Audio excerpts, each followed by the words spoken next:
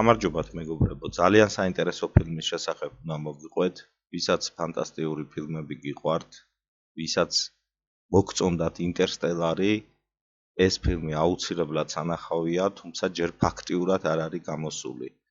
ფილმი ერთადერთ ინტერნეტ სივრცეში აღმოვაჩინე რუსულენოვან ინტერნეტში და არის გაძეძგილი სხვადასხვა ტოტალიზატორის რეკლამებით. სხვაგან ამ ფილმს ამ წუთას ვერ იპოვით, თუ ვერ მოითმენთ, ჩემნაირად შეგიძლიათ უყუროთ, 2 საათზე მეტი უყურე, ისე რომ უბრალოდ ვერ მოვცილდი კომპიუტერს.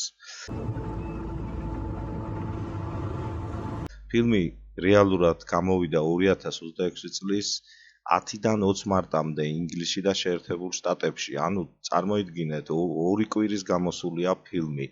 ფილმის პრემიერამ შაბათ კვირას $91 მილიონი გამოიმუშავა, რითიც სტუდიის ახალი რეკორდი დაამყარა. პროექტი სამყაროს დასასრული გოსლინგის ფილმია, რომელიც უფრო შემაძწუნებელი, უფრო თბილია, ვიდრე ცნობილი ინტერსტელარი. რა თქმა უნდა, ინტერსტელარი ძალიან მაგარი ფილმია და კრისტოფერ ნოლანი თავის სიმაღლეზე დგას და გადაღებები და ყველაფერი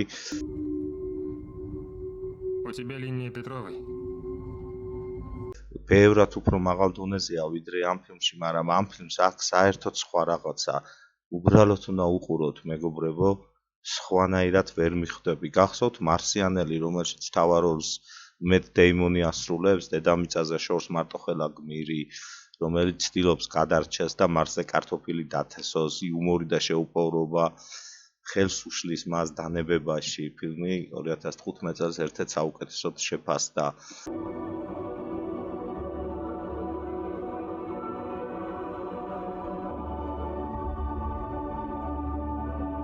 და ასევე რა თქმა უნდა, როგორც ვამბობ, ინტერსტელარს შეიძლება შევადაროთ ეს ფილმი. გრეისი რაიან გოსლინგი კოსმოსურ ხომალდზე იღვიძებს, მისი ეკიპაჟი მკვდარია და მას არაფერი არ ახსოვს. სად არის ის, როგორ მოხდა აქ, რატო გადარჩა? მოგონებები თანდათან იხსნება და ის ოპტიმიზმს არ აძლევს მას. აღმოჩნდება, რომ უცხოპლანეტელი მიკრობები ნელ-ნელა აქრობენ მზეს და ამ პროცესში დედამიწას კლავენ. ოღონდ ეს მარტო ჩვენ მზის სისტემაში არ ხდება და ხდება სამყაროში. ანუ ეს იდეა, ეს გასდევს მთელ ამ ფილმს და დაკავშირებულია იმაში ყველაფერი, რაც ამის შემდეგ მოხდება. გოსლინგი არც გმირია, თქვათ როგორც ბრიუს უილისი ცნობილ ფილმებში, ესეთ ფილმებში და თუნდაც როგორ ინტერსტელარში, არც ასტრონავტია საერთოდ, ის არის საერთოდ მეცნიერი, ოღონდ ჩვეულებრივი სკოლის მასწავლებელი, რომელიც შემდეგ გაირკვევა, რომ საერთოდ ძალით გააგზავნეს, მან ვერ გაბედა ამ ნაბიჯის გადადგმა, მე ბევრს ძალიან არ მოგიყვებით, 1-2 სიტყვით უბრალოდ გეუბნები. ფილმი გოსლინგის ნამდვილი გარღვევაა, რადგან თითქმის მთელი ფილმის განმავლობაში ჩვენ ვხედავთ მხოლოდ გოსლინგს, სხვა მსახიობები არ არის, ერთადერთი ისი მეგობარი, რომელიც გაჩნდება, ეს არის უცხოპლანეტელი და აი ამ ურთიერთობას, ამ ადამიანის და უცხოპლანეტელის ურთიერთობას, რომელთაც უნდათ რომ მთლიანად სამყარო გადაარჩინონ და ისეთი მომენტებია, რომელიც მე აი გუშინ ღამე ამ ფილმის ყურებისას ვნახე, რომ არ ვიცი, ახლა ვემზადები, რომ კიდე ერთხელ თავიდან უნდა უყურო და თქვენც იმას გირჩევთ. კი, საშინელი, ჩაბნელებული ხარისხია, ფილმი გადაღებულია კინოთეატრიდან, ანუ შიგადაშიგ თქვენ დაინახავთ, რომ ვიღაცა ადგება, გაივლის, გამოივლის, უკანა ფონზე დევს ტოტალიზატორის რეკლამა მთელი ფილმის განმავლობაში, მაგრამ რაღაცნაირად გაასწორებთ ფერებს, რაღაცნაირად მოახერხებთ მოკლედ ყურებას, რა გირჩევთ უყუროთ, იმიტომ რომ სავარაუდოდ უახლოესი ხანი ეჭვმეპარება, რომ ეს ფილმი, ასე ვთქვათ, ხაშტი ხარისხით იყოს საშუალება ამის ყურების, ბუნებრივია, 2 კვირის ფილმი, ესე ნამდვილად ვერ იქნება.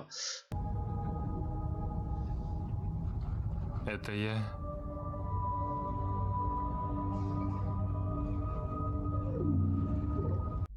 ფილმი არის 2 საათზე მეტი ხნის და აქ თქვენ მხოლოდ მთელ ფილმში ინტერსტელარისგან განსხვავებით ერთ მძაფრ სიუჟეტიან სცენას და ერთ დიდ გადაღებას და აფეთქებას იხილავთ. თუმცა სიუჟეტი იმდენად ოსტატურად აბალანსებს, ყველაფერს, ისეთ ემოციებს აერთიანებს, გოსლინგი და მისი უცხოპლანეტელი თანამგზავრი იმდენად საყვარლები არიან, რომ მოწყენილების მიზეზი არ არსებობს. ეს წლის ნამდვილად პირველი ჭეშმარიტად შესანიშნავი ფილმია და ვფიქრობ, ეს ფილმი ძალიან ბევრ პრიზებს აიღებს რა. Это часы. Я показал тебе часы. И ты мне часы. და კიდე ერთი პატარა ფრაზა მინდა დავამატო და ამით დავამთავრებ, რომ ჩემი პირადი აზრია, რომ აი ესეთი რაღაცა საერთოდ სჭირდება დედამიწას, ჩვენ ხალხს სჭირდება, იმიტომ რომ აშკარაა, რომ კაცობრიობა ძალიან ცუდი რაღაცისკენ მიდის. მთლიანად მთელი მსოფლიო ძალიან უბედურებებში ვართ, ძალიან ომებში, ძალიან სისასტიკეში, ძალიან ამ ინფორმაციულ ტყუილში და აშკარაა, რომ ადამიანები ამას თავისით ვერ გამოუძვრებით ამ სიტუაციიდან. Не понял. Это шутка, Рок. Это много. Вы вместе очень давно. რაღაცა ისეთი უნდა მოხდეს, არ ვიცი, ეხლა ქრისტეს თავიდან მოსვლა უნდა მოხდეს თუ უბრალოდ სხვა სიცოცხლე უნდა გამოჩნდეს, რომ აი ამ სიტუაციაში ადამიანები მივხვდეთ ყველანი ერთად, რომ არ შეიძლება ესე გაგრძელება. მე აი ესეთი რაღაცა აზრი მომივიდა болоში. ვისაც გიყვართ ფანტასტიკა, ვისაც გიყვართ ინტერსტელარი, მარსიანელი. Да. Жизнь это причина. Да. Жизнь это причина. Нет, ты не понимаешь. Не понимать. Твои же слова. Причина чего? Жизнь это причина. Жизнь это причина чего? Жизнь. ეს აშკარად სხვანაირი ფილმია. აშკარად სხვანაირ აზრებს გაგიჩენთ, როდესაც ფილმი დამთავრდება და მოგინდებათ აუცილებლად კიდევ ერთხელ ფილმის ყურება.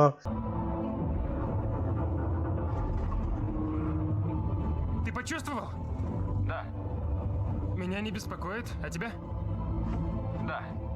Отлично. და თავარი დედააზრი არის, რომ გმირი კოსმოსის შუაგულში გასაკვირ მეგობარს პოულობს და მათი ურთიერთობა ფილმის ცენტრშია. მთელი დედააზრი ამ ფილმის არის ადამიანის და სხვა სიცოცხლის მეგობრობა.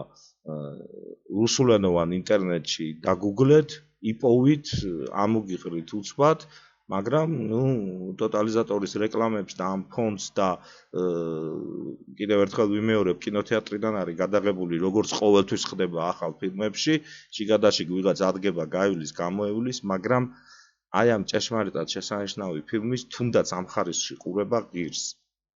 მადლობა ყურადღებისთვის.